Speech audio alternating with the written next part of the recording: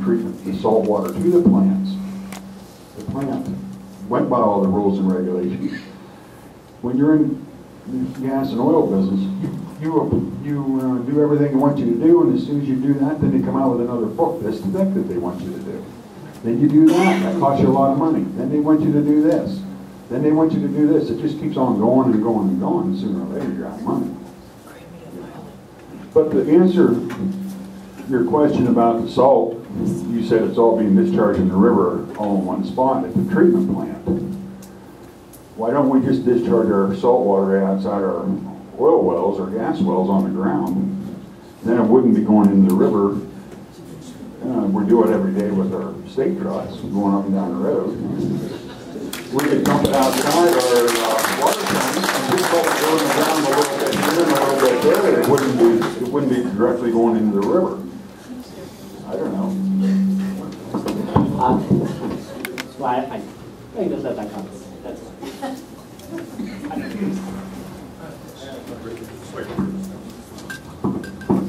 I'm Betty Lou Conklin.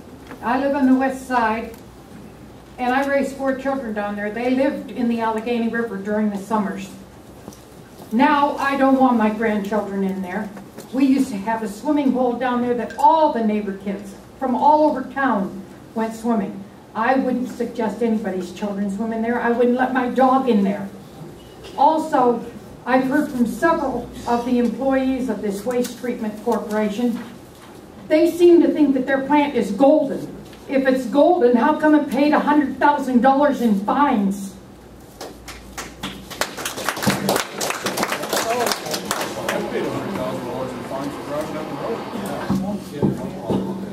My question goes back to exactly, do you know, and I'm talking pretty exactly where DEP took those samples.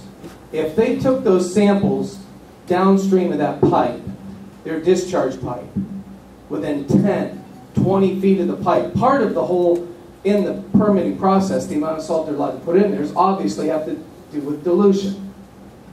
How close was it? They had 2 downstream sampling points, and one was fairly close, within 100 feet, and then another was considerably farther away, maybe like a quarter mile. So you could see both. You know, so the close one was to try to understand like what's actually coming out of the pipe, and then the further back one was to try to understand how is it affecting the river. Right. Now, with the one that was the closest, so you're not sure, but you're thinking it's within 100 feet. No, and their study says exactly where they are. But the numbers you used, as far as the levels of the different salts and this and that, was that taken from the closest point? No, I think that's the downstream point. You think? Because if it's taken 100 feet from a pipe. Just to be clear, there's no limit on how much salt Waste Treatment Corporation is allowed to put out of their plant. They can put out as much as they want, and that's one of our problems with why the permit hasn't been issued for 5 years, because everyone knows that there should be a limit on how much salt a plant can put out into the river. There is no limit in their permit from 2003. That's the problem. DEP hasn't set a limit because they haven't given them a new permit. And they just keep delaying and delaying, and meanwhile, you get to put out as much salt as you want, and we don't think that's right. One thought that I had was that the river needs retested, obviously, because this has been a long time, and it's just an intelligent thought. If I can talk into this, can you hear me? Put it right up to your, like it's ice cream. Right here? Okay.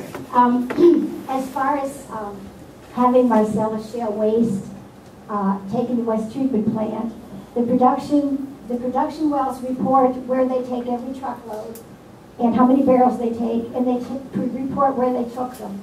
According to the DEP website on the production side, excuse me, the last quarter of 2012 is the last thing that's there. 3 different producers reported various truckloads taken to Waste Treatment Corporation in Warren, Pennsylvania. They told how many barrels there were. These are from Marcellus shale wells. If they brought them to Waste Treatment Corp, I assume you process them. Now the new numbers will be on the DEP site the end of this month. the numbers from January to June of this year.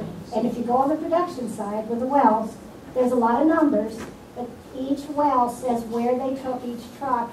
And let's look again and see if they took any waste treatment core this calendar year. And if anybody needs to know how to find that on the computer, you can call me and I'll tell you, because it wasn't easy to find. It really wasn't easy, and this DEP guy in Harrisburg found it for me because I couldn't find it.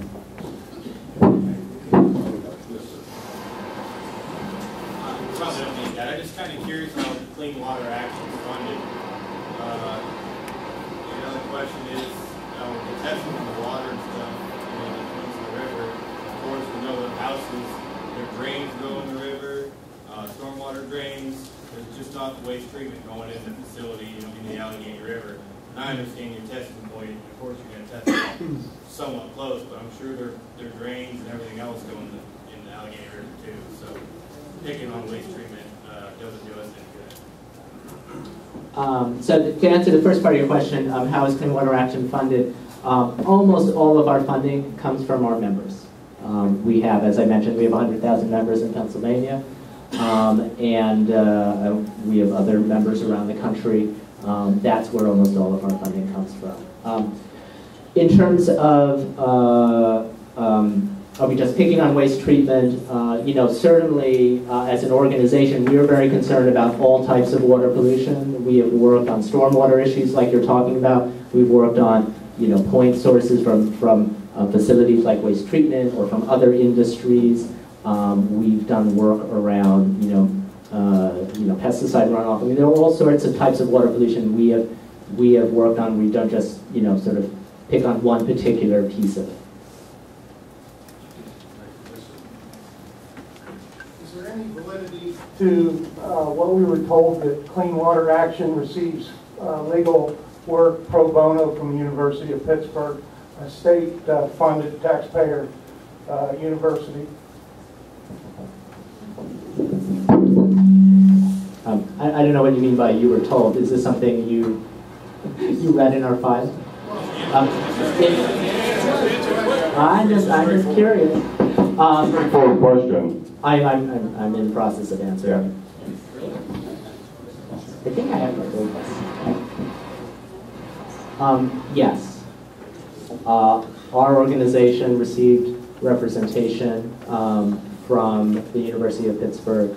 It's public record. It's in our file. That's, if you look at our filing, you can see that.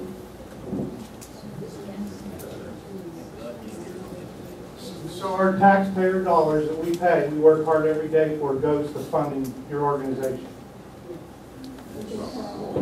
That's a very roundabout way, sir, but I probably does, My taxpayer dollars also go to help University of Pittsburgh research how to make more money for gas-driven companies. I don't particularly like that either, but there are a lot of things Pitt does, and you probably love some of them and you probably hate some of them. You've had some issues trying to work with the DEP. Is the director of the DEP an appointed position?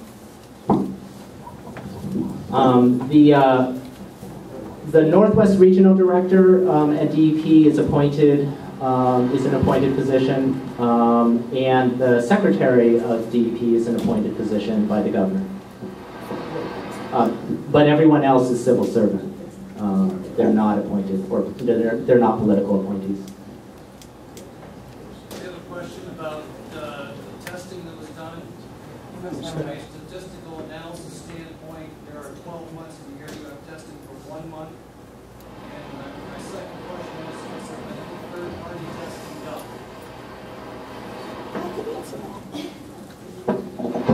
Now is the time. Okay. Okay. Well, let me answer the first part, and then apparently Barb has something she wants to add. There are some other studies that are going on about the river. U.S. Fish and Wildlife Service also did a study of the river. Those results are being published in a peer-reviewed journal, so they're not. They finished their study, but it's not been published yet. Barb, you had something else you wanted to add about sampling? Should I come up? Sure. See if I can talk on this. Get right into it. Get right into it. Okay. You'll see there's a collection base for money to donate for independent river testing. We've been trying to do this for a year. It's very expensive. There's a state licensed lab. It's called Mountain Research, and it's in Altoona. They're licensed to do, there's not many labs that are licensed to do this kind of testing for everything. A lot of labs are just licensed for water wells, but this lab is licensed for all the way up to Tier 3, all the gas components, everything. It's very expensive. It's $1,000 per sampling spot, plus $45 sampling fee. And you pay their travel also. It's third-party custody. Nobody local touches anything. They come and do it themselves. So we never had the money to do it. However, there's a statewide organization right now that's very interested in paying for this, and then they would take it over and give it to the public. It's a very respected statewide organization. I can't say their name yet because they haven't agreed yet. They want to spend more money. They want to test many samples upstream and downstream there. They want to do it up good.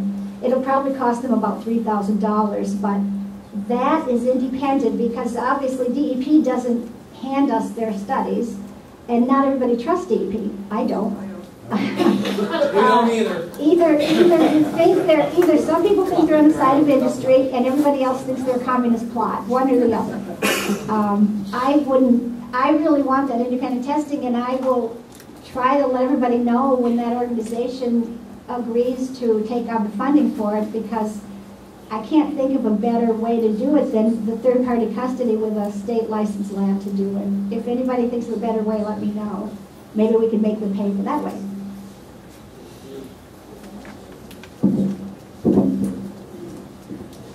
As Clean Water Action, do they ever do, they do environmental impact statements.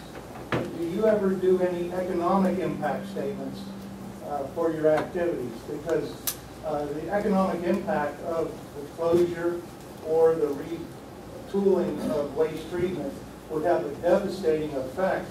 We've got representatives from the refinery here in Bradford, and do you ever take this into consideration? And do you weigh it against the environmental end of it versus the economic end of it? Well, we're not a government agency, so we don't get to make the decisions, but we do look at the economic side. We do look at the economic side. We are very interested in it. And I guess I would have to disagree. I think the retooling of Waste Treatment Corporation would employ people. I mean, retooling doesn't just happen magically by itself. Someone gets hired to do that work. I mean, in the Pittsburgh area, there are companies, big companies, that work putting in pollution control equipment all over to major companies. This is a major source of employment. So we shouldn't just look at this as something always being an economic negative. It's often an economic positive. For the big companies.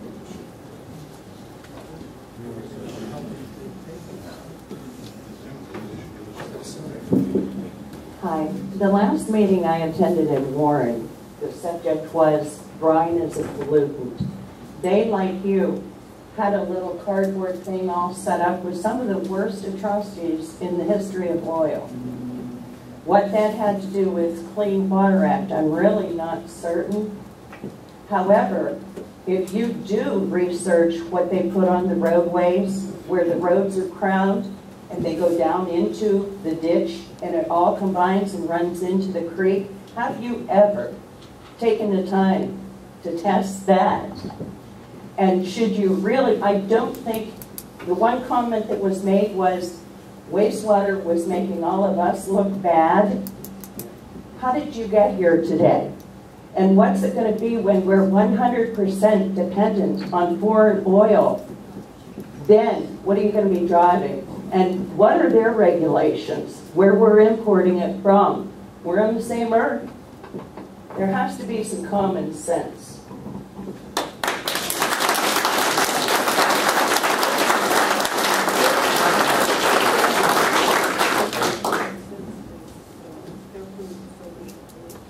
Just to show, before when we talked about, I asked just to show the community cares, all these people care. I asked you how many of you recreated on the Allegheny or recreated many hands went up, right?